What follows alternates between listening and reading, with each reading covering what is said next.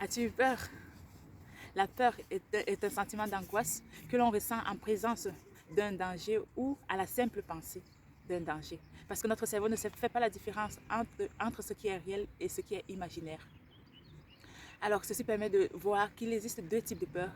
Les peurs externes à nous, par exemple une voiture qui vient à toute allure vers nous, et les peurs internes qui sont alimentées par le flux de pensées négatives que nous avons. Et c'est de ce type de peur que je viens vous parler aujourd'hui parce qu'elle est cause de destruction de vie. Elle est cause de vie médiocre que nous voyons autour de nous aujourd'hui.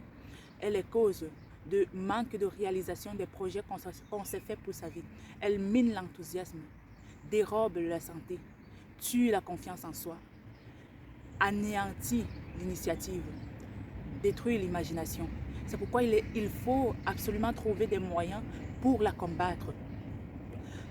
En fait, la peur dans nous est quelque chose de nécessaire et sa fonction première, sa fonction même pour nous est de nous permettre de réagir face à un danger direct présent, de nous permettre de rassembler nos capacités physiques pour échapper à ce danger-là.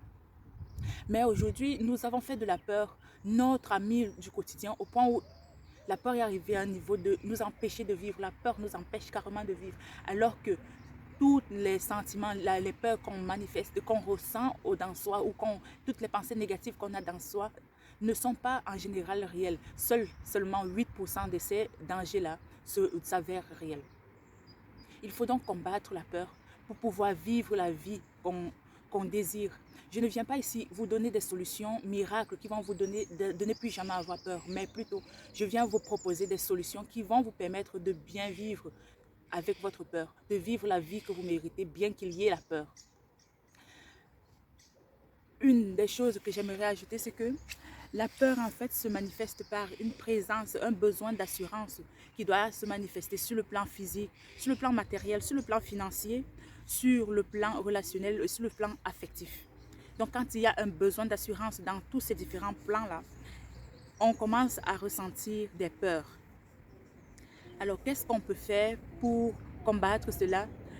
Une des choses que vous pouvez faire quand vous avez des peurs, c'est déjà trouver un moment de causerie avec votre peur. Vous demandez, ma peur, qu'est-ce que tu veux? De quoi veux-tu me parler? J'ai besoin que tu me dises qu'est-ce que je ne satisfais pas. Qu'est-ce que je ne satisfais pas pour me sentir, pour avoir ces flux de pensées négatives en moi. Essayez, causer avec votre peur. Prenez-la et vous allez finir par entendre des voix comme j'ai besoin, quand vous avez commencé peut-être une nouvelle relation, vous allez comprendre des paroles comme j'ai besoin d'avoir confiance à cette nouvelle personne qui est entrée dans ma vie. Vous allez entendre des paroles comme j'ai besoin de me faire confiance, surtout quand vous avez commencé un nouvel emploi ou une nouvelle activité et donc vous vous sentez dans le besoin d'être plus en sécurité, plus rassuré que vous en sortirez. Vous allez encore entendre des voix comme j'ai besoin de faire confiance à la vie. Ceci concerne par exemple si vous voulez changer carrément votre style de vie et les peurs par rapport à la question se tournent autour. Et donc, c'est ça. Donc, comprenez donc le besoin que la peur vous signale et ajustez votre comportement par rapport à ce besoin-là. Ajustez votre comportement par rapport à ce que la peur vous dit. La peur vous dit, j'ai besoin. Donc maintenant, posez-vous cette autre question. Que ferais-je en absence de peur? Qu'est-ce que je ferais si je n'avais pas peur? Dès que vous avez la réponse à cette question, analysez pour voir quels sont, parce que le tout, ce n'est pas de trouver ce que vous ferez en absence de peur. Analysez pour voir si c'est ce qu'il faut faire. Est-ce que c'est une solution qui va durer? Est-ce qu'elle est une solution à long terme? Et agissez donc en fonction de la réponse que vous avez. L'autre chose, une analyse de médecins français sur des personnes atteintes de la pathologie de la peur chronique a démontré que quand nous avons peur, la partie de notre cerveau qui s'active est l'ensemble des lobes temporaux. Et au niveau, quand les lobes temporaux s'activent, on commence à sécréter une quantité très élevée d'adrénaline qui va nous permettre, en fonction de notre capacité d'agir, de fuir ou de combattre. Cette même analyse démontre que la peur est détruite quand nous pratiquons régulièrement la méditation.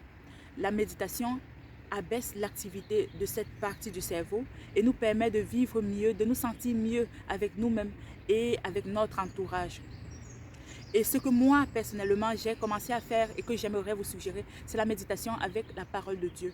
Elle se base sur la lecture des passages bibliques où l'amour de Dieu est tellement ressenti pour nous, l'homme, pour nous les hommes, et nous permet de comprendre, de nous sentir plus assurés, plus en sécurité et dire, si Dieu est pour moi, qui sera contre moi? Et agir donc en fonction de cela. Donc, je vous suggère d'utiliser la parole de Dieu pour pouvoir améliorer vos sentiments, pour pouvoir améliorer votre crainte, pour pouvoir améliorer votre capacité de coexister avec votre peur. Une dernière chose que je vais signaler ici, c'est que ce que l'on ignore, c'est que en présence de peur, on ne peut avoir l'amour. En fait, la peur et l'amour sont les deux faces d'une même médaille. Donc, quand nous décidons d'agir par les peurs, nous refusons de manifester l'amour. Alors, il est question ici de nous poser cette question régulièrement quand nous avons peur. Si j'étais l'amour, que ferais-je en cette situation? Si j'avais l'amour, comment agirais-je en cette situation? Parce que la peur ne saurait agir comme l'amour, de même que l'amour ne saurait agir comme la peur. Et quand vous choisirez, choisissez bien, parce que ce soit l'amour ou que ce soit la peur, l'un vous mène à une vie.